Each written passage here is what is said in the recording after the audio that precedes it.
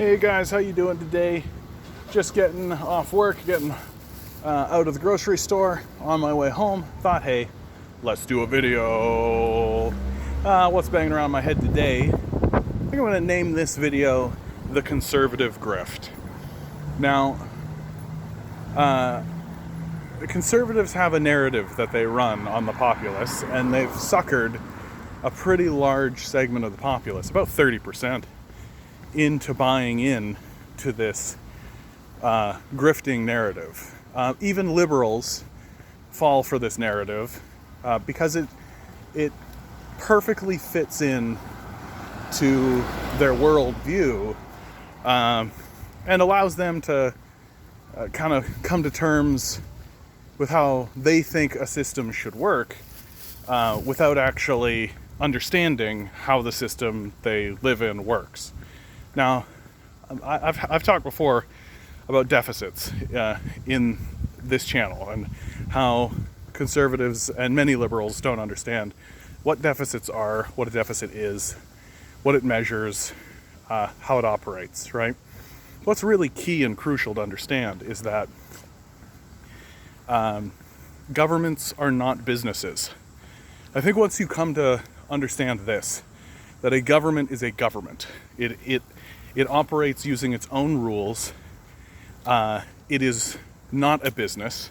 And expecting it to operate like a business or applying business principles to a government is stupid. It's like expecting a bicycle to fly, you know? Like it's like expecting a tree to walk around.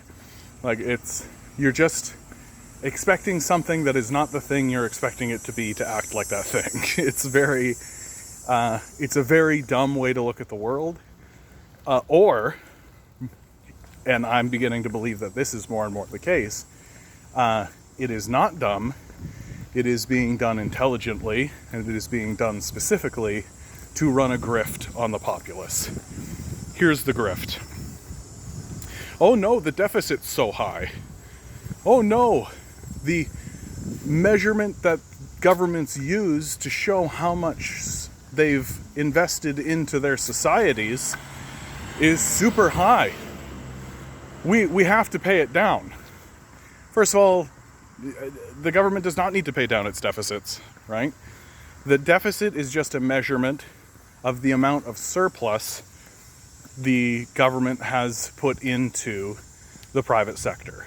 So, if the government creates a $200 deficit, it's creating a $200 surplus on the private side, right?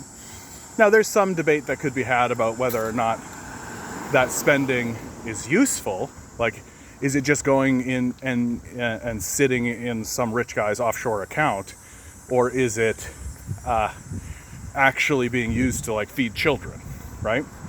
If there was a government deficit of $300 billion, but it existed to ensure the entire populace permanently had food and shelter, no one would care about that deficit. It would be a non-issue.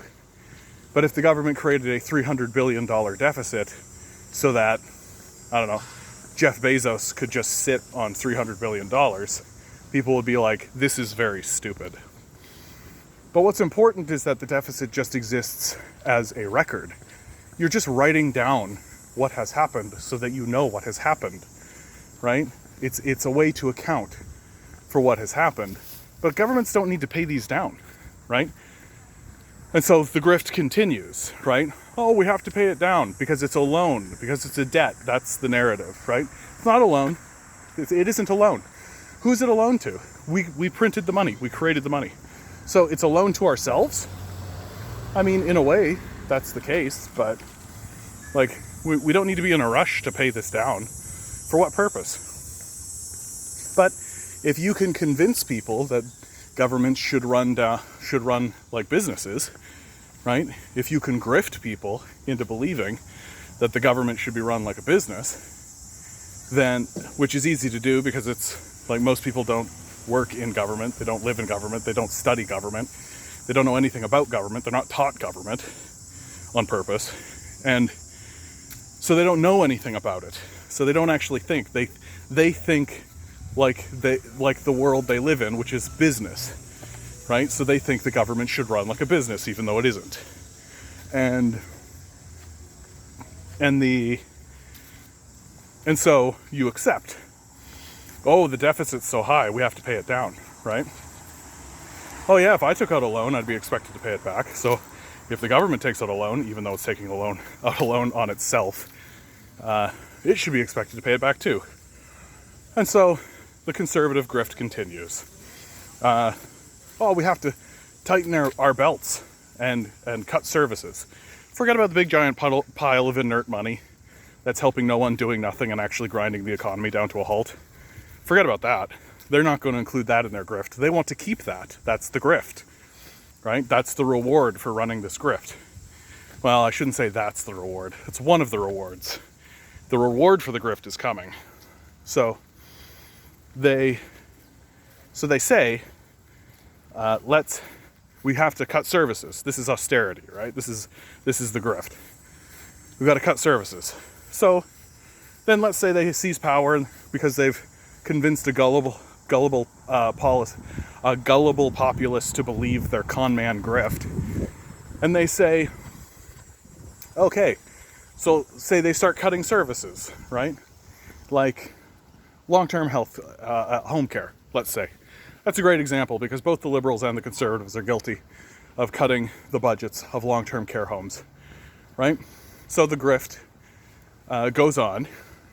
And of course, because they've defunded these places, because they have to do something about that deficit, that doesn't matter.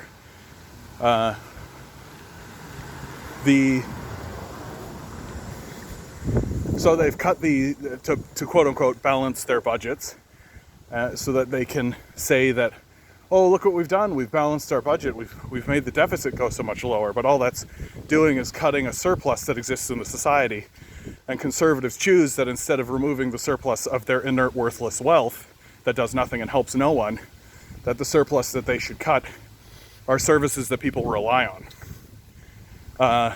And so once they cut the services that people rely on, in a couple of election cycles, they can say, oh, this government program isn't working because, as they say, because it's a grift, government can't do anything right? You know, it disincentivizes people. It doesn't actually create functioning programs. Forget about the fact that we defunded it. Forget about the fact that if you cut a service's funding by, 30, 40, 50%, it's not going to run as well. Forget all of that. Don't pay attention to that. That's just not brought up. And what's ironic is that it's not brought up by the Liberals either. Because, as always, the Liberals and the Conservatives are allied in this grift.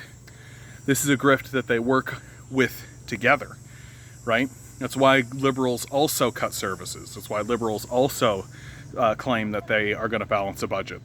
And it isn't until we're in a situation where the jig is up and the grift doesn't work anymore, which seems to be happening on a federal level. And I mean, COVID-19 has really blown that grift apart, that governments actually start to act as government, which is that they spend to help the people they are elected to help and create a surplus in the populace to do it. Something that capitalists don't want because they want to be the only option, right? They don't want people to have another option.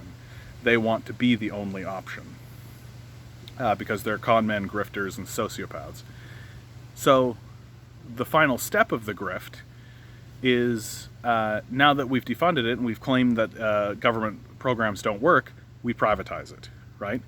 And so you privatize it, and what you're doing by privatizing something is that you are seizing control of a public utility or a public work in order to plunder it, right? Or insert yourself as a worthless middleman and siphon money away from the populace into your coffers, while reducing services and reducing or raising prices in order to justify your existence.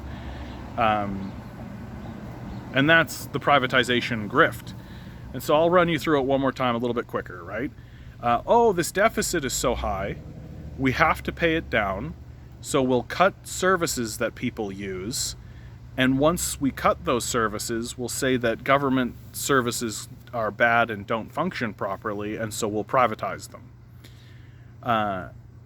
So they get you in a couple of different ways, right? Like they get you because, first of all, they take away a service that you require and make it worse, and then they get to make money off of that while contributing nothing, right? They don't make it better.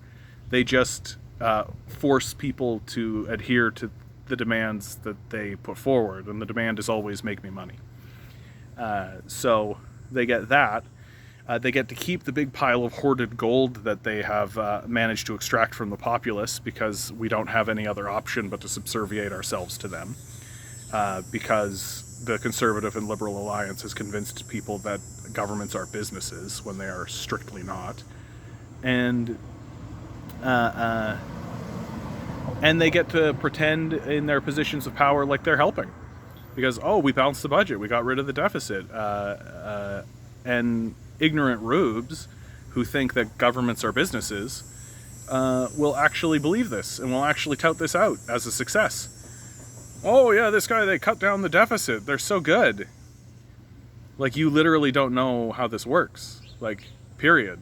And what gets frustrating about this was when you're attempting to convince this to the people who have been conned, to the victims, right? Not the true victims, not the people who have actually been hurt, or who actually have to deal with these public services, but like the people who vote for these grifters and these con men, right? Like the conservative base who actually thinks the Conservative Party is there to help them instead of just taking advantage of their gullibility and ignorance. These people, like, they genuinely think that they're helping, that this is going to make our society better. Even if they're a type who's like, well, it'll make it better for me at least, right? Like, this is how dumb they are. They don't realize that they're voting against their own interest every single time. Because sure, while the Conservative Party is just going to maintain the system as it exists now, like, people use these services, right? You use these services. You rely on the services that the government provides. I take a look at the long-term the long-term home care scandal here in Ontario as exactly a case in point for this. Like, you have, traditionally speaking, the elderly vote Conservative more, right? Well, if you're an elderly person in Ontario and you're voting Conservative, congratulations, you live in a shithole because you keep voting for it. That's really what it comes down to. If you're living in one of these long-term care homes that are infested with bugs, where they're so understaffed that they don't wash people, that they leave them isolated in rooms, you can go read the military's report. During the COVID-19 difficulty, they called the military in to deal with these long-term care homes. The military drew up a whole report to talk about how horrible the conditions are in these long-term care home places, and the report really listed out that the places that were privately funded were significantly worse than the places that were publicly funded. And in the meantime, Doug Ford is moving forward with privatization of other long-term care home facilities because he's a grifter and a con man. Just like the entire Conservative Party, right? They're there to steal money from you. That's full stop. They're not there to help you. They are not there to help you. This is a business decision. They're here to make money for themselves. Full stop. And if it doesn't make money for them, they're not interested. Because, if governments are businesses, then it's just business. It's not personal, right? But governments are not businesses. Right? Governments are a manifestation of the will of the populace. That's what a government is. It is the manifestation of the will of the populace. If the populace stands up and says we want everyone to have food and shelter, then it will be done. If everybody stands up and says we want universal health care, then it's going to happen. And any government that refuses to acknowledge its position or its role is going to have a war on its hands. You can see it happening. It's happening in real time in the States. You just need to turn on your TV, right? Oh. And before I close out, I do want to say very briefly, right? The media is also completely complicit in this grift, right? There's zero pushback when a conservative stands up and begins at point one of the grift. Remember, which is we've got to cut this deficit. There is no one in the entire media sphere that says, well, wait a minute, isn't a deficit just a measurement of the surplus that's been created in the society from the government? Who do we owe this deficit to? Who do we owe this to? What loan? Who do we owe this loan to? What are you talking about? Right? And if you began to actually ask the conservatives these questions, you would find out very quickly that they're illiterate on the subject and they don't know what they're talking about. But the media works very closely with the conservative liberal alliance in order to maintain this mythical narrative that deficits need to be paid down. They don't.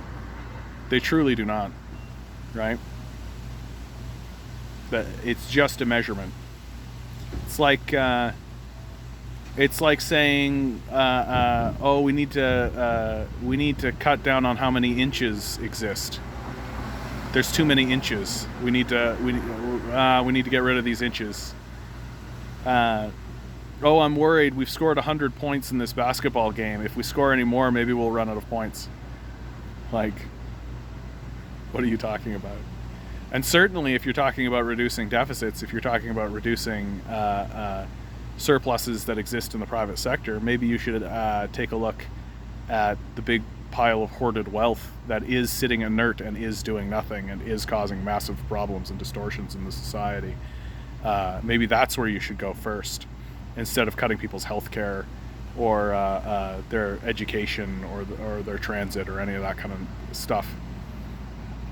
But as always, and I'll say it again and again, right? Conservatives are grifters. That's their first position. They're at best a careerist and at worse a sociopathic grifter. Prove me wrong. So that's the end of me. Hope you guys are having fun out there. Get drunk, get laid, smoke a doob, do all the things you're not supposed to do, but do them and celebrate doing them. Like, share, subscribe. It makes me feel good. Every time I get a new subscriber, I'm like, oh, that's nice. It makes me feel good in my heart. All right, guys. Good luck out there. I hope you're having fun.